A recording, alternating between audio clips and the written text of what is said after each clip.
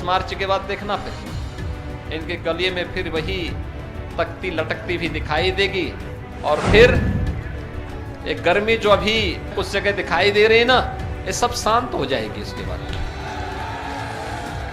इसमें कोई दो राय नहीं कि योगी सरकार में बाहुबलियों के हालात खस्ता हो चुके हैं। आलम यह हो गया है कि जिनका कभी सिक्का चलता था, जिनके आगे बड़े बड़े लोग झुकते थे, जिनका एक पूरा साम्राज्य था, वो अब चकनाचूर हो चुका है। सीएम योगी ने अपने पहले कार्यकाल में जिस तरह के तेवर दिखाए, दूसरे कार्यकाल में ये तेवर और भी कड़े हो गए हैं। तभी तो या तो अपराधी अपराध छोड़ रहे हैं या फिर उत्तर प्रदेश। मेरे ऊपर 50,000 का इनाम है और मैं अपने आप पुलिस के सामने समर्पण करने आया। सर मुझे माफ कर दीजिए, मैं बहुत डर गया हूँ, मुझे माफ कर दीजिए, आपसे समर्पण कर रहा हूँ मैं। खैर, इसी कड़ी में आज बात करने जा रही हैं यूपी के मऊ से पूर्व विधायक मुख्तार अंसारी की। मुख्तार अंसारी का अपना एक दौर था जिसमें वो एक राजा की जिंदगी जीता था, लेकिन योगी राज में उनकी हालत रंक जैसी हो गई, या फिर ये कह लीजिए कि रंक से कई गुना ज्यादा बदतर। मुख्तार अंसारी अब जेल की सलाखों के पीछे सड़ रहा है, अपनी जिंदगी की पल पल दुआ कर रहा है और दूसरी तरफ जेल से बाहर उसकी और उसके परिवार की संपत्ति एक एक करके कुर्क हो रही है। अब योगी सरकार ने मुख्तार अंसारी की मां की प्रॉपर्टी पर भी कार्रवाई की है। खबर मिल रही है कि रविवार को मुख्तार अंसारी की मां राबिया बेगम के नाम गाजीपुर में मऊआ बाग इलाके में लगभग 810 वर्ग मीटर जमीन को कुर्क कर दिया गया। इसकी कीमत लगभग 3 करोड़ 25 लाख रुपयों के आसपास है। गाजीपुर प्रशासन ने गैंगस्टर एक्ट के तहत इस कार्रवाई को अंजाम दिया। इससे पहले मुख्तार की पत्नी की संपत्ति पर भी कार्रवाई की गई थी। बताया जा रहा है योगी सरकार के आदेश पर मुख्तार अंसारी और उसके परिवार की अरबों की संपत्ति अब तक जब्त कर ली गई है।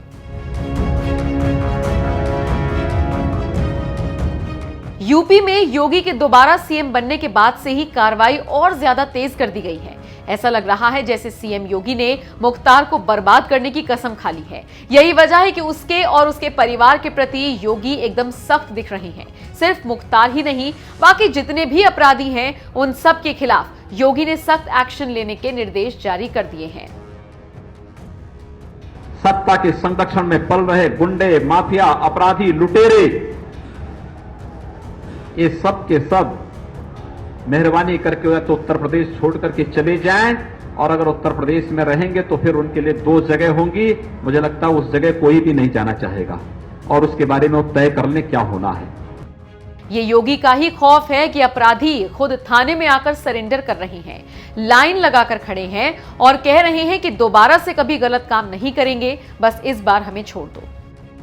सर मुझे माफ कर दीजिए, मैं बहुत डर गया हूँ और कप्तान साहब का सुन के कि गोली मार देंगे, बहुत डर गया हूँ सर, मुझे माफ कर दीजिए, आपसे समर्पण कर रहा हूँ मैं, गोली मुझे मत मारिए सर। मेरे ऊपर 50,000 का इनाम है और मैं अपने आप को पुलिस के सामने समर्पण करने आया।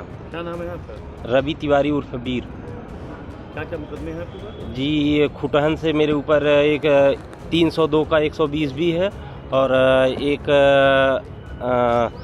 करौदी थाने जिला सुल्तानपुर से मेरे ऊपर 386 387 का मुकदमा है। बहरहाल योगी सरकार जिस तरह से बाहुबलियों पर नकेल कस रही है, उस पर आपका क्या कहना है? कमेंट करके हमें जरूर बताएं।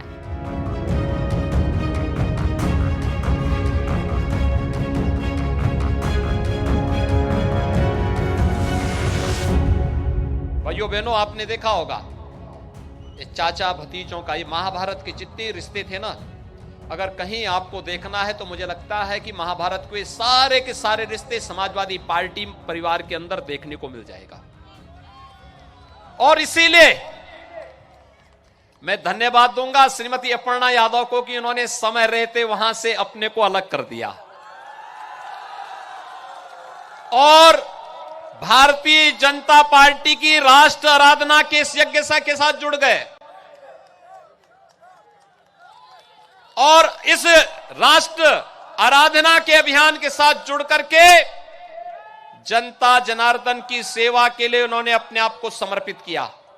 आज वे मंच पर भी आई हैं और इसलिए हमें समझना होगा कि भाइयों बहनों, पिछली सरकारों में विकास का कोई विजन नहीं था। उनके लिए जैसे हम लोग कहते हैं सबका साथ सबका विकास, तो उनके लिए क्या था? सबका साथ और केवल सैफई खानदान का विकास।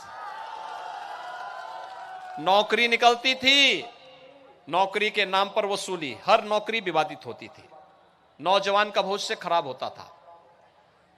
आज उनको याद आ रहा है कि हम सरकार में आएंगे तो नौकरी दे देंगे। अरे जब थे तब क्या किया था? 86, आप याद करिए, डिप्टी कलेक्टर के 86 पद निकले थे और 86 में से 66 एक ही जाति के सब भर दिए गए थे, और वह भी पैसा लेकर के। आप मुझे बताइए, जो व्यक्ति 50 लाख 60 लाख देकर के डिप्टी कलेक्टर बना होगा, भाइयों बहनों, वह जाकर के क्या जनता जनार्दन की, गरीब की सेवा करेगा? हमें कितनी मशक्कत करनी पड़ी, कितने लोगों को मुझे बर्खास्त करना पड़ा, कितने लोगों के खिलाफ कार्रवाई करनी पड़ी। कारण साफ था, क्योंकि बेईमानी और भ्रष्टाचार फैला करके इन लोगों ने प्रदेश के नौजवानों के साथ खिलवाड़ किया था। पिछले 5 सालों में हमने पारदर्शी तरीके से नौकरी दी, सुरक्षा का एक बेहतर वातावरण दिया। आज 5 लाख सरकारी नौजवानों को हमने प्रदेश के अंदर सरकारी नौकरी दी। 1,61,00,000 नौजवान निजी क्षेत्र में जो निवेश हुआ है, यहां नौकरी और रोजगार पाए हैं। हमने 1 डिस्ट्रिक्ट 1 प्रोडक्ट के माध्यम से प्रदेश के परंपरागत उद्यम को प्रोत्साहित किया। 60 लाख लोगों को इसमें स्वतः रोजगार के अवसर भी प्राप्त हुए। उत्तर प्रदेश का युवा भी स्मार्ट युवा बने। लखनऊ तो स्मार्ट सिटी बनी रही है, लेकिन उत्तर प्रदेश का युवा भी स्मार्ट युवा बने, इसके लिए हम लोगों ने 1 करोड़ युवाओं को स्मार्टफोन और टैबलेट देने के कार्यक्रम को आगे बढ़ाया है। और भाइयों बहनों, 35,000 से अधिक युवाओं को अकेले लखनऊ के अंदर टैबलेट और स्मार्टफोन मिले हैं। 35,000 से अधिक, 1 करोड़ युवाओं को हम दे रहे हैं। समाजवादी पार्टी ने चुनाव आयोग को शिकायत कर दी कि उत्तर प्रदेश के युवाओं को देने की आवश्यकता ही नहीं, ये इसको रोक लगानी चाहिए। हमने कहा चिंता मत करो, अभी तो 1 करोड़ दे रहे हैं, 10 मार्च को जब आएंगे इसके बाद हम लोग उत्तर प्रदेश के 2 करोड़ युवाओं को स्मार्टफोन और टैबलेट भी देंगे। और इसका खर्चा किसी मां बाप पर नहीं आने देंगे। इसका डिजिटल एक्सेस का जितना खर्चा आएगा यह भी सरकार वहन करेगी, किसी अभिभावक पर एक खर्चा भी नहीं आने देंगे। भाइयों बहनों, आपने यहां पर देखा होगा, वर्तमान में पूरी दुनिया कोरोना महामारी की चपेट में है। कोरोना इस सदी की सबसे बड़ी महामारी है। दुनिया के अंदर लाखों लोग मर गए हैं। देश के अंदर और प्रदेश के अंदर एक एक मौत हमारे लिए दुखद है, लेकिन महामारी महामारी होती है। इस महामारी से बचाने के लिए प्रधानमंत्री मोदी जी के नेतृत्व में हर वह संभव प्रयास किया गया जिससे प्रत्येक जीवन को बचाया जा सके। जीवन को भी और जीविका को बचाने का भी कार्यक्रम चला। आपने देखा होगा उत्तर प्रदेश के अंदर फ्री में टेस्ट, फ्री में उपचार, फ्री में वैक्सीन और सबको वैक्सीन। कितने लोगों ने वैक्सीन लगाई है? सरोजनी नगर में थोड़ा बताइए, कितने लोगों ने वैक्सीन ले ली है? वैक्सीन लेने वाले ज्यादा लोग हैं, यानी 100% लोगों ने पहली डोज ले ली है। और भाइयों बहनों, दूसरी डोज लेने वाले 75% लोग हैं प्रदेश में। याद करिए, जब वैक्सीनेशन का कार्यक्रम प्रारंभ हुआ था, समाजवादी पार्टी ने विरोध किया था, कहा था कि ये तो मोदी वैक्सीन है, ये बीजेपी वैक्सीन है, नहीं लेंगे। आज आप देख रहे होंगे ये मोदी वैक्सीन और बीजेपी वैक्सीन ने 3rd वेव को आने के पहले ही रोक दिया है। तीसरी वेव कब आई, कब चली गई, कोई पता नहीं। संकट के समय में या तो भारतीय जनता पार्टी आपके पास थी या डबल इंजन की सरकार आपकी सेवा में थी। क्या सपा बसपा कांग्रेस का कोई नेता आपके बीच में था क्या ये लोग कहीं काम कर रहे थे क्या? ये लोग तब होम क्वारंटाइन में थे।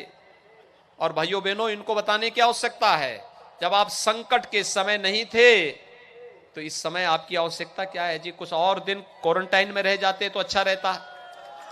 इनको एक बार बताने की आवश्यकता है। और मैं आप सबसे अपील करने के लिए आया हूं, जो भाइयों बहनों संकट का साथी नहीं,